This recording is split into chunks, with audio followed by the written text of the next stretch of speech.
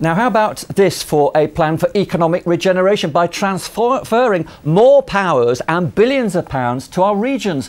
Well, it's an idea with powerful backing. Lord Heseltine, a cabinet minister in Margaret Thatcher's government, deputy prime minister to John Major and an advisor to David Cameron. He's been in the East Midlands promoting his regeneration thinking, and he spoke to Rob Pittham about what it could mean for our region. We're the only country that centralises all decision-making on its capital city. Every other country like us has a different tier. In America, have the states; in Germany, the Länder; in France, the départements. We have London. And I think that's monopolistic. And I think it's got another weakness. It's divided into functions. Housing, transport, environment, schools, all important in their way, but it means that they all focus on their own departmental responsibilities. What I want to see is local people in Leicestershire, for example, saying, well, look, what Leicestershire really wants is to build on these Leicestershire strengths and devise policies for that purpose that are very locally relevant. Can I just take you back to the idea of giving more powers to local areas, particularly cities, for example? You know, Nottingham's a very big city. What do you think Nottingham could do? You know, what kind of areas could it... No, you're on now to the same question. It's for Nottingham to work out the answer to these questions. You see, there is an awful... But you must have a vision and idea. No, that I cannot. How can I know what is right for Nottingham? Because I hardly know Nottingham. Now, if I was a minister, I'd have to make those decisions. Someone would come to me and say, Secretary of State, this is what our plan is for Nottingham. Now, I personally reject that concept. I want Nottingham to work it out. Can we just turn to the Regional Growth Fund? I know you're in charge of the advisory panel, which advises the government on where to spend the money. And we've got a real problem here in the East Midlands. We regularly come bottom of the table. In the last round of funding, we got £14 million compared with the West Midlands on £124 million. How does that happen?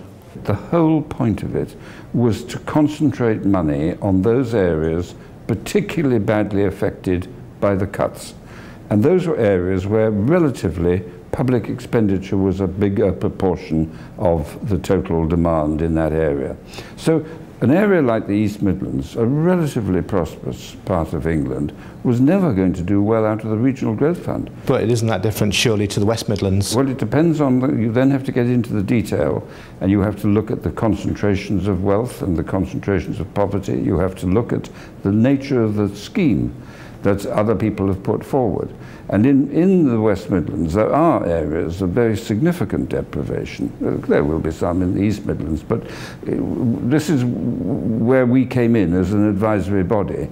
It seems to me that what you're saying is that in the East Midlands, we can never actually expect to get very much out of this Regional Growth Fund. They would not come high on the list of the areas that you associate with high public expenditure and therefore particularly adverse effects. Margaret, has he got a point? Are we far too over-centralised as a country? Well, it's not the first time that I find when it comes to talking about industrial policy that Michael Heseltine is singing rather more from our hymn sheet than he is from the one that is usually put out by his own party. I do welcome it, yes. The difficulty that he's had, and he might even admit it privately, is that I don't think he's ever really been able to take his Treasury colleagues in particular with him, and I'm not sure he's doing it now. Now, you've been in government and you must have been around this course before, where the debate goes on about devolving to the cities, the big cities and the regions, and, if you like, the Whitehall machine resisting. How do you get around that in government? Well, it's never easy, but what you do need to have, I was talking to somebody the other day about what is the secret. You need to know clearly what it is you want.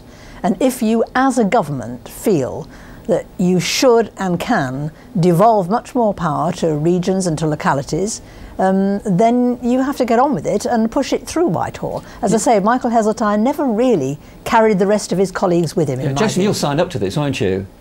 I'm a Liberal Democrat, John. It won't surprise you to know that I believe in devolution of power. I think, unfortunately, what Margaret says is right. The government has never really trusted local politicians or local areas to make those decisions right. I think now that we have Nick at the top table, that's changing a little bit, but it needs to be more radical. It's great for Michael to be radical, but he needs to take people with him.